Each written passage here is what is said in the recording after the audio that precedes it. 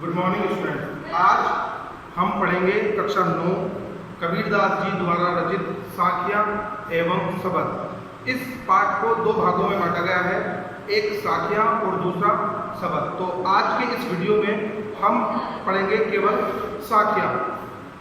इसके बारे में पढ़ने से पहले हमें थोड़ा सा कबीरदास जी के विषय में जान लेना चाहिए। कबीरदास जी निर्गुण भक्ति शाखा के ज्ञान मार्गी कवि थे। इनका जन्म सन 1398 ईस्वी 1389 में लम्ही नामक स्थान पर हुआ था। कबीरदास जी के जन्म के विषय में बहुत सारी बातें हैं जो अलग अलग लोगों के मुंह से अलग अलग दंत कथाएं सामने आती रहती हैं, मगर यहाँ पर हमने पढ़ना है साखियाँ। कबीरदास जी ने इस पाठ में 7 साखियाँ लिखी हैं। तो सबसे पहले मैं आपको बता दूं कि जब आप इन साखियों को अपनी नोटबुक में लिखेंगे तो उसके लिखने का तरीका क्या होगा। 7 साखियाँ, प्रत्येक साखी दोहा छंद में लिखी गई है। दोहा, उसमें 2 पंक्तियाँ होती हैं। तो आपको लिखना है, पहली साखी है आपकी मानसरोवर सुबर जल। मानसरोवर सुबर जल केली हंसा केली करा है, मुक्ता फल मुक्ता चुगे अब पूरी अनंत ने जाए। ये हमारी पहली साखी है। तो इस साखी को जब हम लिखेंगे तो कैसे लिखेंगे? सबसे ऊपर लिखेंगे संकेत। संकेत में पहला शब्द मानसरोवर, उसके बाद ने जाए, ये लिखेंगे। उसके बाद लिखेंगे हम प्रसंग। प्रसंग किस विषय में ये बात है? तो इस दोहे का प्रसंग है। कबीरदास जी कहते हैं कि जो लोग ईश्वर के भक्ति में, ईश्वर के रहस्य को ढूंढने में लग जाते हैं, उन्हें ईश्वर मिल ही जाता है। इन पंक्तियों में रहस्य की भावना को जागृत किया है। अब कबीरदास जी ने कहा है मानसरोवर सुबर जल हंसा केली करा, अर्थात कबीरदास जी कहते हैं इस संसार रूपी समुद्र में या इस संसार रूपी जल में जो लोग हंस की भांति पानी में से मोतियों को चुगते रहते हैं, उनको ही मुक्ति की प्राप्ति होती है। अर्थात जो लोग इस संसार में रहने के बाद, इस संसार में रहने के बाद इस संसार की भोग की चीजों से दूर होकर ईश्वर की विषय में, ईश्वर के विषय में जानने की इच्छा रखते हैं, ईश्वर के रहस्य को जानने की इच्छा रखते हैं, और वो ईश्वर को धीरे धीरे धीरे चुकते रहते हैं। जहां से जितना ज्ञान मिलता है उसको प्राप्त करते रहते हैं, तो उन्हीं लोगों को मुक्ति मिलती है। और जब उन्हें मुक्ति मिल जाती है, जब उन्हें इस ज्ञान की प्राप्ति हो जाती है, तो फिर वह लोग धर्म से और ईश्वर से कभी दूर नहीं हो पाते। वो तमाम संसार के जितने भी बाह्य काम होते हैं वो सबको भूल जाते हैं और केवल ईश्वर और ईश्वर के कामों में लगे रहते हैं। ये हुआ इसका व्याख्या। हमने पहले क्या लिखा? संकेत, फिर प्रसंग, अब इसकी व्याख्या। हम ये व्याख्या लिख देते हैं। बीच में एक चीज और रह जाती है, संदर्भ। तो संदर्भ आप लिखेंगे प्रस्तुत साखी हमारी पाठ्य पुस्तक क्षितिज भाग 1 के पाठ साखियां एवं शबद से ली गई है, जिसके रचयिता श्री कबीरदास जी हैं। ये जितने हमारी साखियां आएंगी, जितने हमारे दोहा छंद आएंगे, वो सब में यही प्रसंग सब में यही संदर्भ आना है। संकेत जैसे मानसरोवर मैंने आपको बता दिया, प्रत्येक दोहे का अलग अलग संकेत आना है। इसके बाद अखिली इस मैं आपको बता दूं, ये जो साखियां हैं ये दोहा छंदों में लिखी गई है। दोहा क्या होता है? सभी साखियों, 7 की 7 साखियां आपको पढ़ने हैं। दोहा छंद में इनको लिखने में कबीरदास जी ने दोहा छंद का प्रयोग किया है। दोहा छंद की में दोहे में 2 पंक्तियां होती हैं, पहली पंक्ति और दूसरी पंक्ति। इसकी प्रत्येक पहली पंक्ति में 13 मात्राएं और दूसरी पंक्ति में 11 मात्राएं होती हैं। उसके बाद यति होती है। इस बात का आप ध्यान रखेंगे। दूसरा, इसमें साखी आती है प्रेमी ढूंढत में फिरो प्रेमी मिले न कोई। प्रेमी ढूंढत में फिरो प्रेमी मिले न कोई, प्रेमी को प्रेमी मिले सब विश्व में कोई।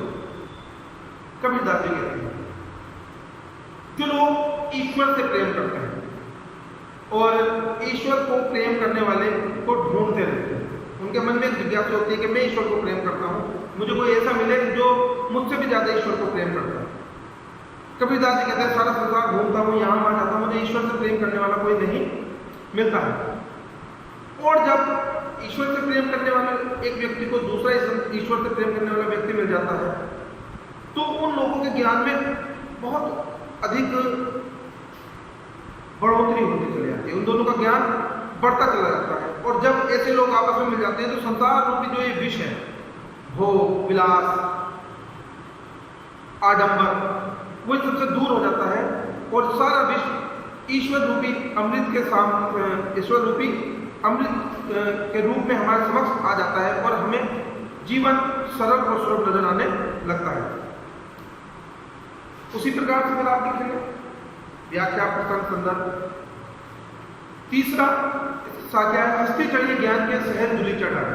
देखिए यहाँ हस्ती का अर्थ होता है हाथी और दुलीचा का मतलब होता है, जैसे आपने अक्सर देखा होगा जो पशु होते हैं जो उनकी सवारी की जाती है, जो उनको कपड़ा बिछा ले जाता है या उनकी साज सज्जा के लिए कोई कपड़ा डालते हैं तो उसको दुलीचा कहते हैं।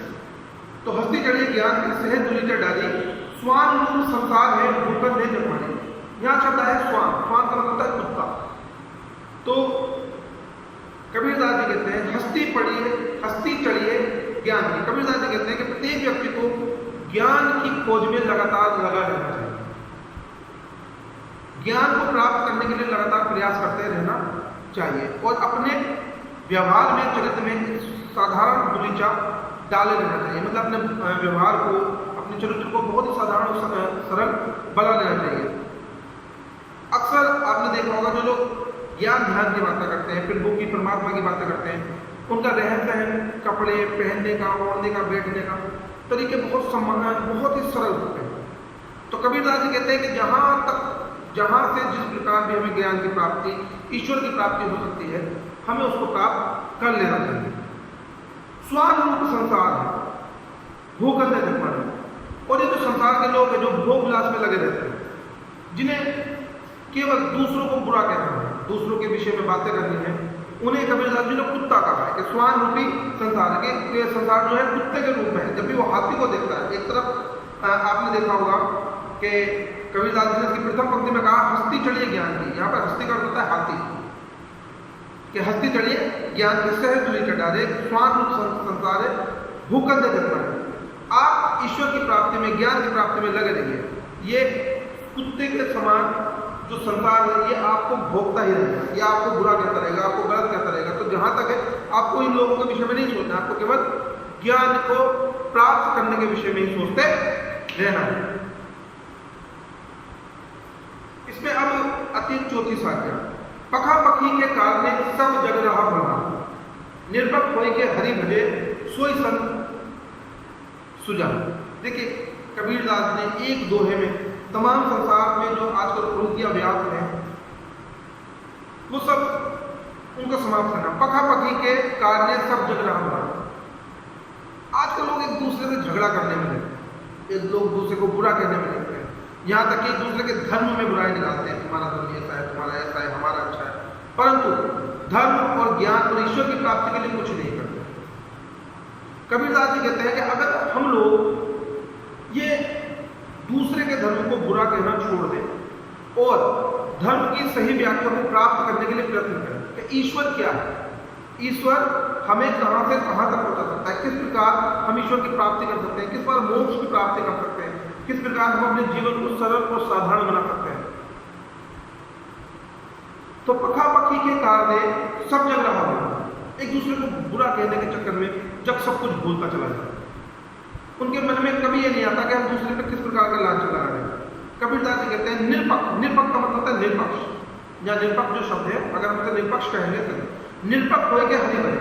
अगर व्यक्ति निष्पक्ष होकर केवल एक ईश्वर की उपासना करे, ईश्वर शक्ति का स्रोत, जितने सारे जहां को बनाया, जमीन और आसमान को बनाया, तारों को बनाया, चांद को बनाया, पृथ्वी को बनाया, पेड़ पौधों को बनाया, इंसान को बनाया, जानवर को बनाया, जितने भी चलिंद हैं और जितने भी परिंद, चलिंद होते हैं चलने वाले, परिंद होते हैं उड़ने वाले, जमीन और आसमान में जितने भी जातियां प्रजातियां हैं उन सबको जिसने बनाया, निष्पक्ष होकर केवल उस परमात्मा से अपनी आत्मा को अगर मिलाने की कोशिश करे, ईश्वर और ज्ञान की प्राप्ति की अगर कोशिश करे, तो वही व्यक्ति सच्चा संत हो जाता है।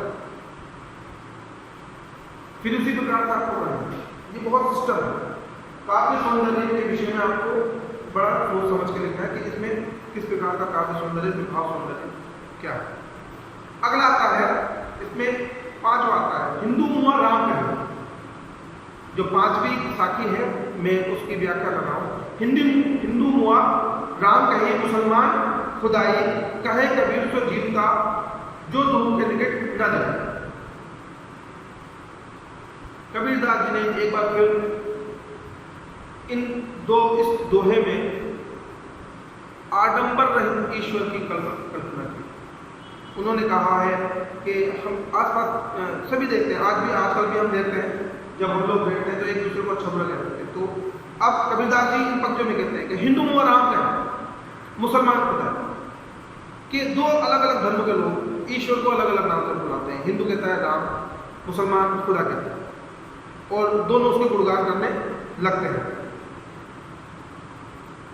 और कबीरदास जी कहते हैं कि अगर वास्तव में हम धर्म और ज्ञान के करीब जाके देखेंगे, धर्म और ज्ञान को निकटता से देखेंगे, धर्म और ज्ञान को प्राप्त करने की सोचेंगे, तो सबसे पहले तो हमें पता चल जाएगा हम धर्म के करीब ही नहीं, धर्म के पास ही नहीं है, हम किसी झूठे धर्म में नहीं है। क्योंकि दूसरे के धर्म को बुरा कहना ये कोई धर्म नहीं सिखाता। हिंदू मुआ राम कहीं मुसलमान खुदा है। हिंदू राम राम के नाम हंसता है, मुसलमान खुदा खुदा अल्लाह अल्लाह का नाम हंसता है, कहता रहता है। कबीर साहब कहते हैं कि जो व्यक्ति जीवित है और जो इन दोनों के पास जाता है, जो ईश्वर को ढूंढ आता है, उन्हें भगवान में, राम में, खुदा में, वाहेगुरु में, जीसस क्राइस्ट में कोई फर्क नजर नहीं आता। उसे केवल एक ईश्वर नजर आता है जो संपूर्ण सृष्टि को चला रहा है। अब इसका आता है छठा, काबा फिरी काशी भया। काबा फिरी काशी भया राम ही भया रही। काबा फिरी काशी भया राम ही भया रही, मोटा चूना मैदा भया बैठी कबीरा की। कबीरदास जी ने बिल्कुल सोच, इस लाइन में व्यक्ति को सीधे सीधे सोच में एक आक्रमण सा किया। देखिए कबीरदास जी के विषय में मैं आपको एक बात बता देता हूँ। प्राचीन समाज में एक कहावत प्रचलित थी कि जो काशी पूरे विश्व में कहीं भी पैदा हो और उसकी मृत्यु काशी में हो जाए तो उसको स्वर्ग मिलता है। और आदमी पूरे विश्व में कहीं भी पैदा हो, अगर वो मगहर नामक स्थान पर मर जाए तो सीधा नरक में जाता है। कबीरदास जी ने भ्रांति को तोड़ने के लिए अपने अंतिम समय में अपने जो शिष्य थे उनसे कहा कि मेरे अंतिम समय में मुझे मगहर ले जाए, क्योंकि स्वर्ग नर्क मेरे अच्छे कामों पर, मेरे अमालों पर, मेरे किए गए पुण्य पर आधारित है, ना कि किसी स्थान विशेष पर। क्यों? क्योंकि ईश्वर हर जगह व्याप्त है। इसी दोहे में फिर से कबीरदास जी कहते हैं काबा फिरी काशी भया, कि कुछ लोग ईश्वर की प्राप्ति के लिए काबा जाते हैं, कुछ लोग काशी में ईश्वर को ढूंढते फिरते हैं। मगर कबीरदास जी के अनुसार ये जितने संपूर्ण ब्रह्मांड है, जितनी पृथ्वी है, पेड़ पौधे, फूल पत्तियां, यहां तक कि मिट्टी के प्रत्येक कण में ईश्वर व्याप्त है। हमें ईश्वर को ढूंढने के लिए अपने मन को टटोलना होगा। अगर हम अपने मन को टटोल लेते हैं तो हमें ईश्वर की प्राप्ति हो जाएगी। कबीरदास जी कहते हैं मोटा चूना मैदा भया, कि जब गेहूं को पीसा जाता है, गेहूं को पीसा जाता है तो एक रूप हमें उसका प्राप्त होता है जिसे हम आटा कहते हैं, और उसी को छानने के बाद ही हमें उसमें मैदा प्राप्त होती है। एक आटे को, एक गेहूं को पीसने के बाद हमें कितनी सारी चीजें प्राप्त होती है। हमें सूजी प्राप्त होती है, हमें आटा प्राप्त होता है, हमें मैदा प्राप्त होती है। मगर ये अपना अपना गुण होता है, अपनी अपनी काबिलियत होती है कि हम उस आटे में से क्या क्या निकाल सकते हैं, उस गेहूं को में से हम क्या क्या निकाल सकते हैं। तो ये 6 हमने यहाँ पर पढ़ ली है।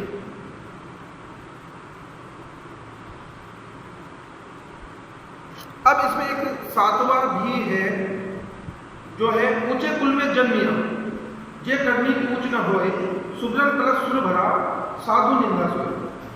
देखिए इस दोहे में कबीरदास जी का कहना है कि किसी भी व्यक्ति का किस कुल में वो जन्म लेता है, वो किस कुल को बिलोंग करता है, किस कौन उसका खानदान क्या है, ये मान्यता में रखता है। अगर आप बहुत ऊंचे कुल में पैदा होते हैं और आप कोई ऊंचा काम नहीं करते हैं तो आपने कोई बड़ा काम नहीं किया, यहाँ तक कि आपने अपने कुल को भी कलंकित कर दिया। और कोई व्यक्ति सामान्य परिवार में होता है, ऐसे बहुत सारे लोग हैं हमारे इतिहास में, खासतौर से भारतीय इतिहास में ऐसे बहुत सारे लोग हैं जिनको किसी न किसी कारण जिनकी निंदा की गई, जिनको पीछे हटाया गया, मगर उन्होंने अपने कर्मों से, अपने कार्यों से, अपनी योग्यता से अपने आप को साबित कर दिया। जैसे कि एक नाम मेरे समझ में आता है, एकलव्य का नाम मेरे जहन में आता है, कर्ण का नाम मेरे जहन में आता है। यहाँ तक कि कबीरदास जी को भी अपने जीवन में बहुत कुछ सुनने को मिला। कर्ण को भी सूत पुत्र कहकर द्रौपदी ने रोक दिया था कि एक सूत पुत्र को मैं अपने स्वयंवर में प्रतिभाग नहीं करने दूंगी। बहुत सारी चीज़ें ऐसी हैं, मगर उन्होंने अपने कर्मों से अपने आप को साबित किया कि हम भले से ऊंचे कुल में पैदा नहीं हुए हैं, मगर हम अपने कर्मों से अपने आप को साबित कर सकते हैं कि ऊंचे कुल में ही जन्म लेना बहुत बड़ी बात नहीं होता है। कबीरदास जी कहते हैं कि जिनके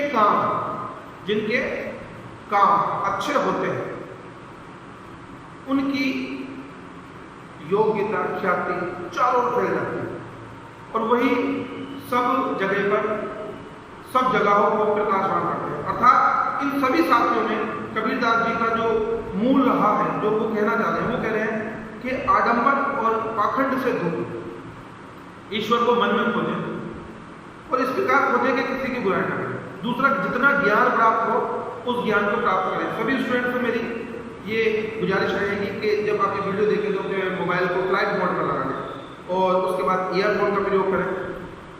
पढ़ते वक्त बहुत सारे ऐसे कठिन शब्द आएंगे जो आपकी समझ में नहीं आएंगे, तो उसके लिए मैं आपको अलग से एक रिटर्न में आपको वो जो टिपिकल वर्ड्स हैं, हार्ड वर्ड्स हैं, उनके लिख कर दूँगा। और भी आप लोग मुझसे पूछना चाहते हैं व्यक्तिगत रूप से पूछ सकते हैं। मैं आले हसन आपका टीचर 9th क्लास, आशा करता हूँ आप सब लोग सुरक्षित होंगे। सुरक्षित रहिए, घर में रहिए। जय हिंद, जय भारत।